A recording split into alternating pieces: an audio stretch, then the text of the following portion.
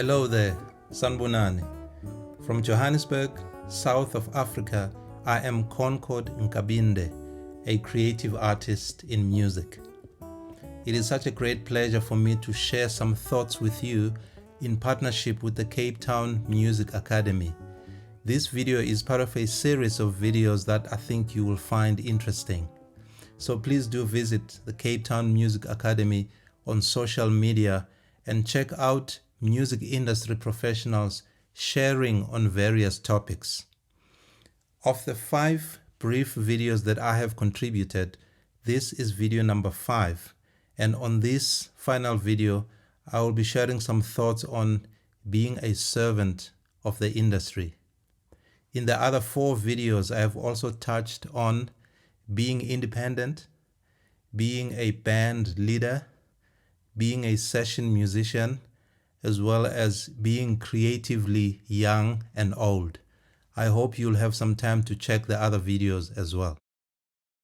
So, on being a servant of the industry, one of the realities of life is that we are all trying to make it somehow, and opportunities are not always in abundance. So people end up sharing less and keeping all the opportunities to themselves. And this happens quite a lot in our industry as well.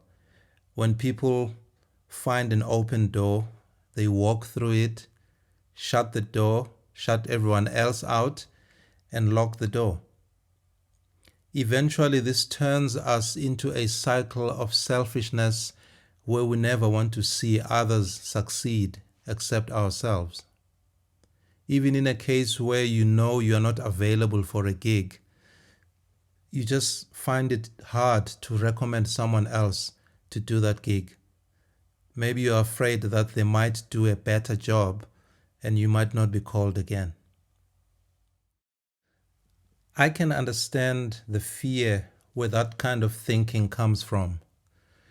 I also understand that over the years, the industry piece of the pie seems to be getting smaller and smaller, and there are more and more players in the space. However, for the industry to keep growing, we have to find a way to keep supporting one another towards a collective growth. If I grow alone, that does not improve the space in which I operate, but also to walk through that door and shut everyone else out is not really a sustainable move.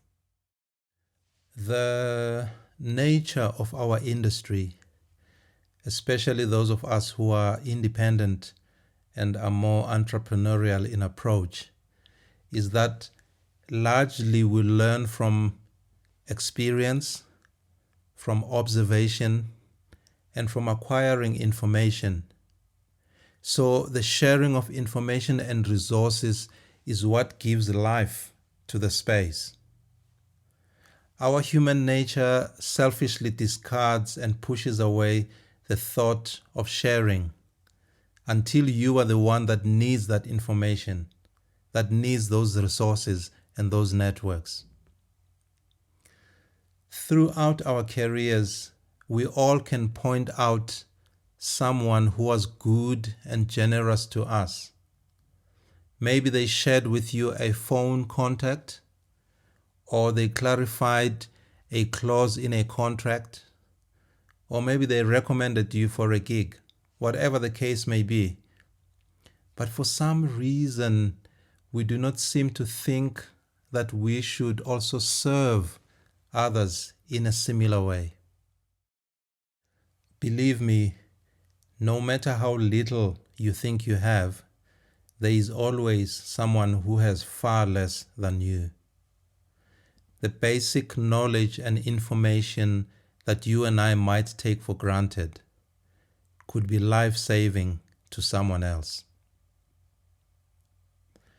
When it comes to networking, generally when we proactively go out to network, we tend to do it in order to find people or networks that will serve us and possibly propel our own agenda.